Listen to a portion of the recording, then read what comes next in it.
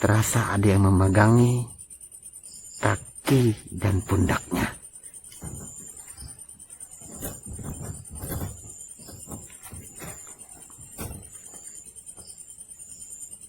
Begitu berat, menekan, dan dia menyerang tidak cuma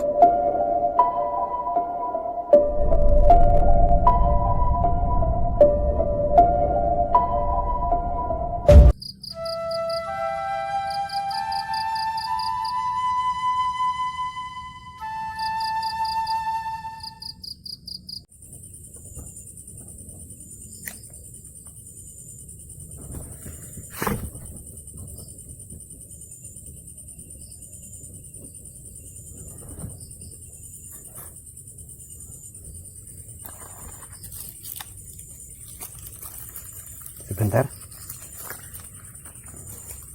Saya kalau sedang bikin kayak gini, di tempat-tempat kayak gini biasanya ada sesuatu yang suka gerasak gerusuk.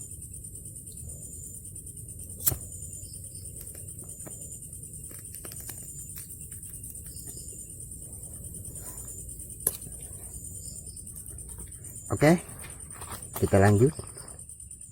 Saya jadi lupa bahkan sampai di mana tadi.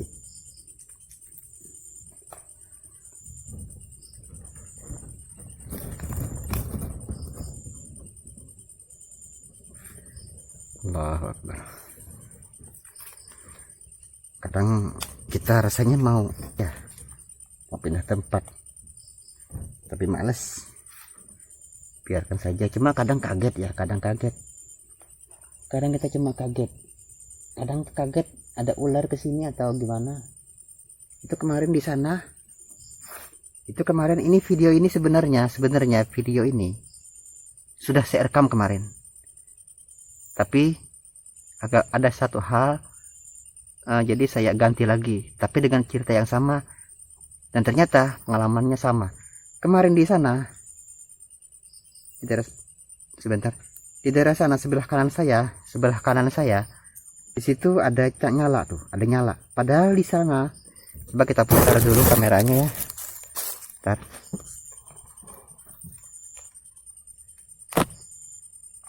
Coba kita putar dulu, kita ganti dulu tampilannya.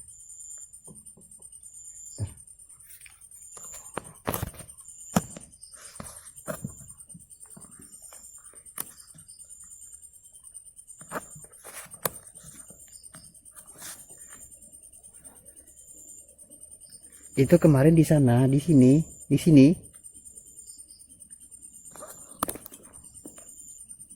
ada nyala, di sana ada nyala kayak warna kuning-kuning. Terlalu besar untuk serangga, untuk binatang, dan cuma satu. Kalau kucing kan dua matanya, tapi ini cuma satu di sini. Sedangkan bagian sana, di jauh sana itu nggak ada rumah. Di sana itu hutan, itu luas ke sana hutan sampai beberapa hektar hutan itu. Meskipun hutannya sudah terbuka ya, tapi daerahnya daerah sunyi. Di sana adalah dulu bekas camp tentara Jepang ya. Nanti mungkin kita akan punya cerita ya tentang itu. Di situ bikin saya kaget di sana, tapi tidak saya hiraukan ya. Dan di daerah sini memang gitu ya, memang orang-orang sana, orang-orang sebelah mungkin mau ini ya, mungkin mau ikut mungkin ya. Bentar.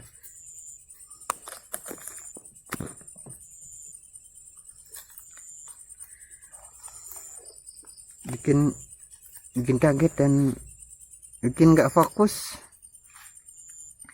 Kita lanjutkan ya. Ini malah sekarang jadi miring kameranya.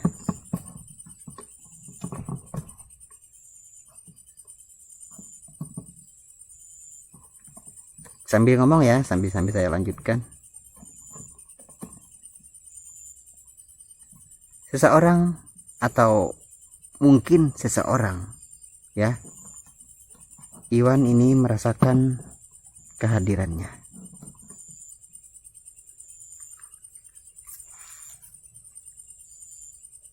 Sosok yang tidak terlihat tetapi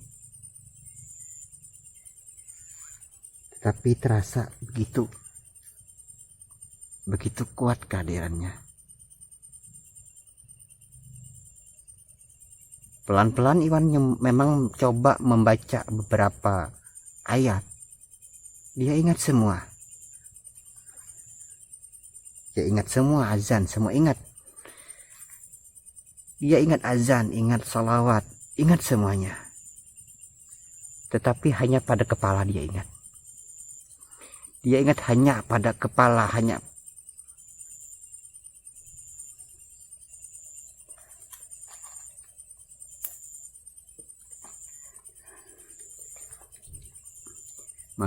dia ingat hanya pada kepala. Tidak bisa mengucapkannya di hati, apalagi mengeluarkan suaranya. Tidak bisa.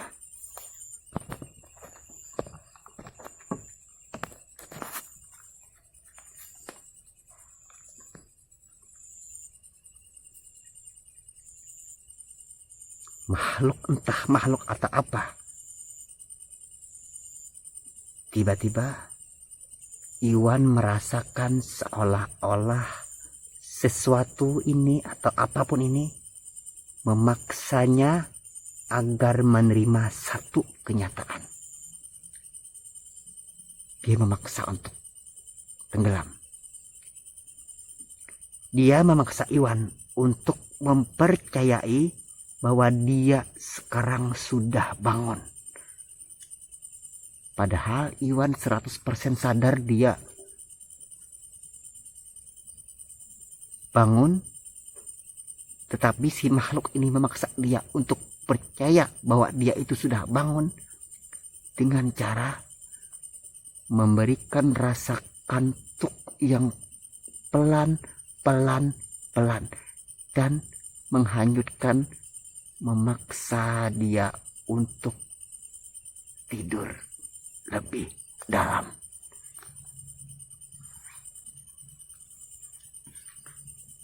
Benar-benar kuat.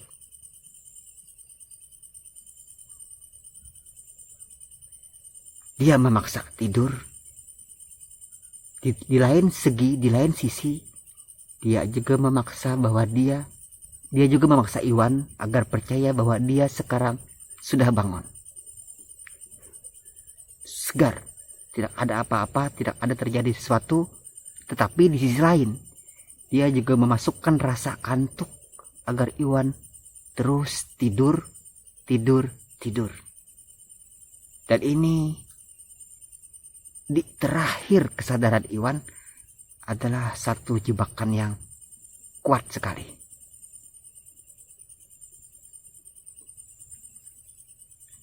Anda jangan tanya tentang ketakutan Iwan. Rasanya sekujur tubuhnya, semua bulu-bulunya sudah tidak lagi berfungsi. Rasa dingin sudah tidak lagi satu sisi pada tubuh, tapi semuanya. Rasa dingin yang aneh, menusuk, seolah-olah rasa dingin itu adalah sebuah kehadiran yang begitu jelas.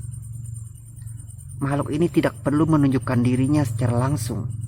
Cukup dengan rasa takut, dan itulah awal-awal dia menunjukkan eksistensinya, bahwa dia ada.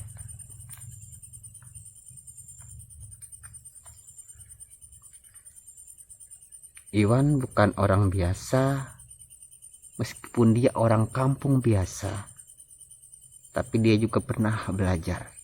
Meskipun tidak sepandai orang.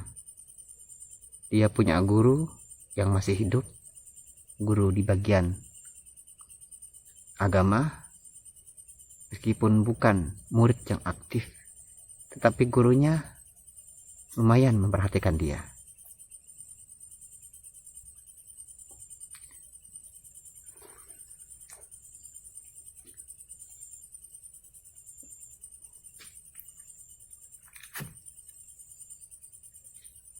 Kalau Anda di sini, Anda akan lihat, Anda akan tahu, Anda akan dengar begitu banyak gemerisik dan suara yang seolah-olah ada dan terus diada-adakan di tempat ini.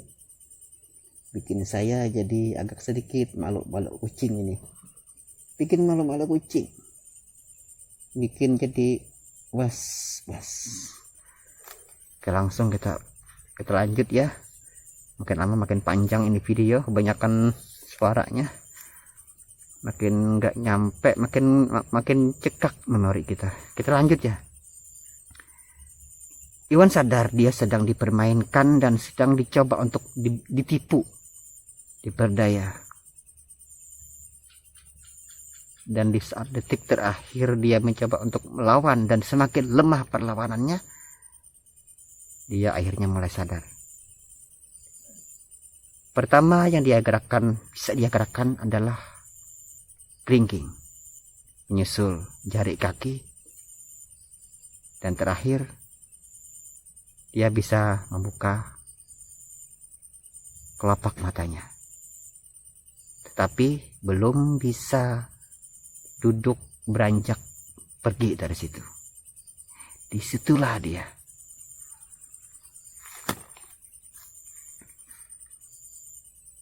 Ketika mata Iwan sudah bisa dibuka dan jari-jari sudah mulai bisa digerakkan, Iwan masih belum bisa menoleh ke kiri dan ke kanan. Semuanya masih terasa kaku. Kaku dan tidak bisa digerakkan. Ada masih semacam ikatan, semacam kekuatan yang menahan Iwan. Disitulah Iwan melihat, entah dengan apa dia melihat seseorang duduk di sampingnya.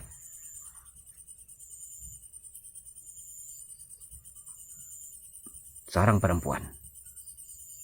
Rambutnya melewati bahu.